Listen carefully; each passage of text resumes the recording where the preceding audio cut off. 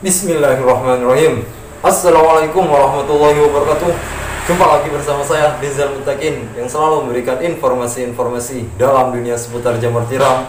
Salam pemuda tani. Oke sahabat-sahabatku dimanapun kalian berada, semoga kalian pada hari ini diberi kesemangatan dalam berbudidaya jamur tiram. Di video kali ini saya akan membuat video tentang gimana sih cara membuat bibit yang benar itu. Jadi di sini saya akan kasih tipnya kepada sahabat-sahabat jamur dimanapun kalian berada. Jadi biasanya secara umum bibit itu dikukus ataupun direndam pada air hangat atau air panas. Nah di video kali ini saya akan kasihkan tipnya kepada sahabat-sahabat jamur tanpa dilakukan perendaman dengan air panas, tanpa dilakukan pengukusan. Jadi ini sangat cocok sekali bagi anda-anda yang pengen belajar tentang ilmu pembibitan.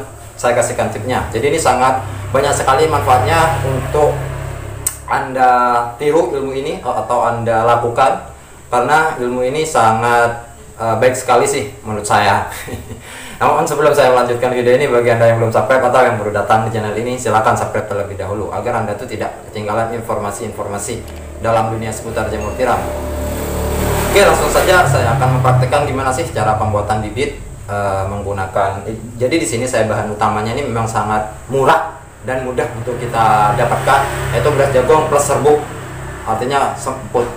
Jadi itu bahan yang saya gunakan. Dan apa saja sih campurannya? Pasti ada campurannya, tidak menggunakan dua bahan aja. Pengen tahu campurannya? Makanya tonton video ini sampai habis ya sob, agar anda itu memiliki wawasan atau ilmu pengetahuan baru. Oke, ayo langsung aja mempraktekkan cara atau tutorialnya.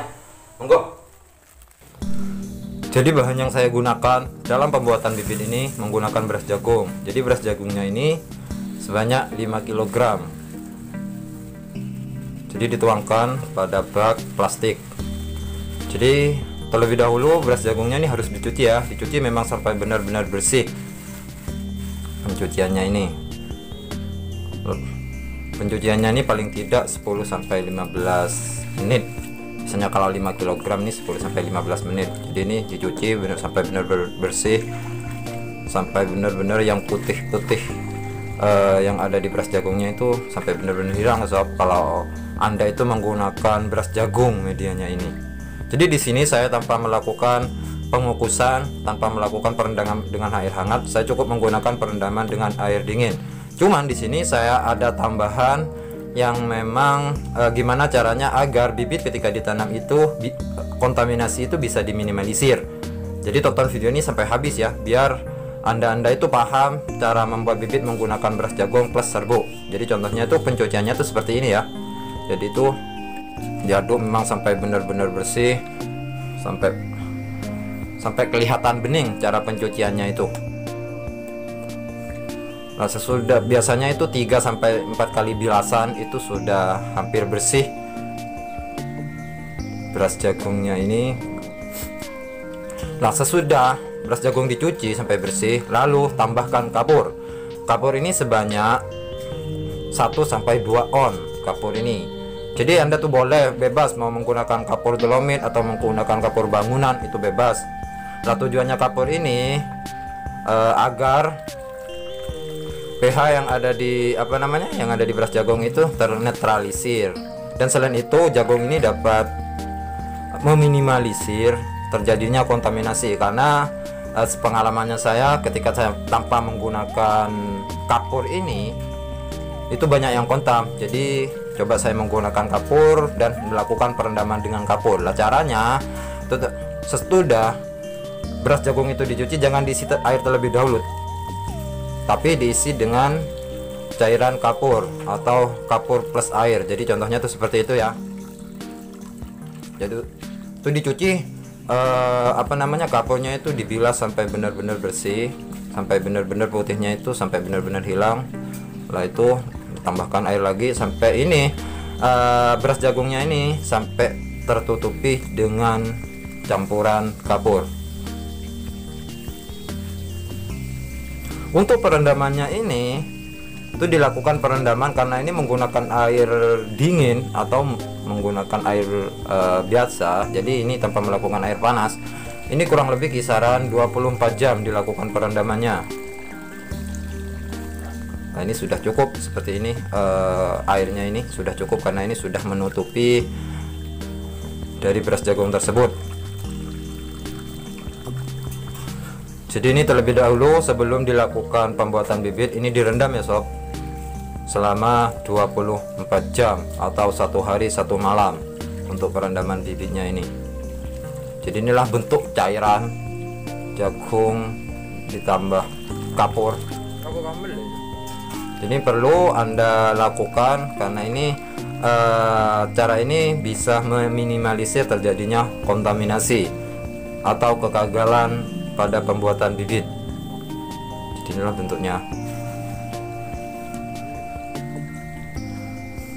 Nah ini sesudah 24 jam bentuk dari airnya atau perendamannya itu seperti ini ya. Jadi kapurnya tuh mengendap ke paling bawah. Jadi seolah-olah ini tidak ada campuran kapur. Nah sesudah sampai 24 jam atau 1 hari 1 malam kemudian dibilas lagi beras jagung tersebut. Jadi ini benar-benar sampai bersih ya, dibilas lagi sampai benar-benar habis cairan air kapurnya itu. Jadi ini dicuci sampai benar-benar air kapurnya tuh hilang.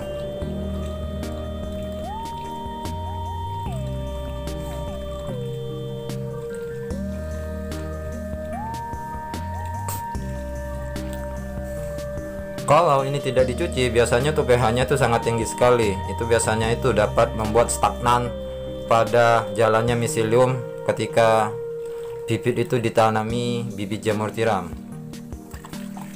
Ini cuci sampai benar-benar bersih, sampai benar-benar tidak bau kapur. Cucian beras jagung tersebut ini.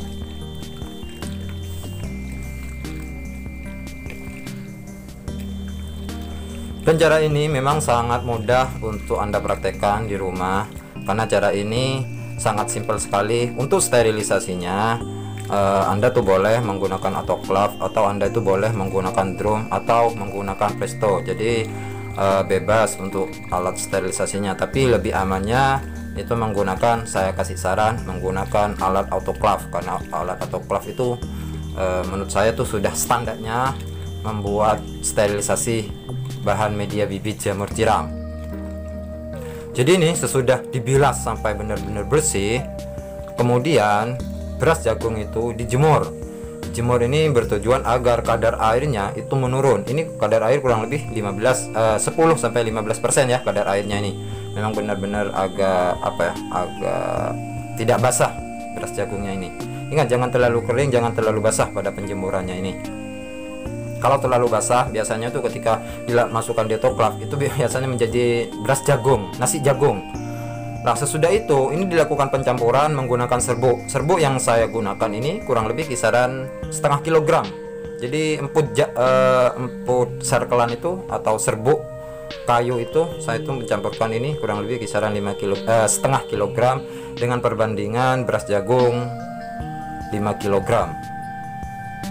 Nah jadi untuk caranya itu ya seperti biasanya yang sudah saya ajari, mulai dari sterilisasi sampai dengan pembibitan. Jadi ini hasilnya dari campuran tersebut yang menggunakan kapur. Jadi ini jalannya miseliumnya. Ini coba saya tuh menggunakan tel. Jadi tel bahan media F0 nya itu menggunakan media serbuk. Jadi memang sangat diminimalisir sekali sih terjadinya kontaminasi, dan cara ini baik untuk Anda gunakan baik pemula maupun yang sudah berpengalaman. Oke, semoga video ini bisa bermanfaat untuk sahabat-sahabat jamur dimanapun kalian berada. Dan apabila Anda belum subscribe, silahkan subscribe agar Anda tuh tidak ketinggalan informasi-informasi terbaru dalam dunia seputar jamur tiram. Semoga bermanfaat. Sampai jumpa di video saya selanjutnya. Salam pemuda tani.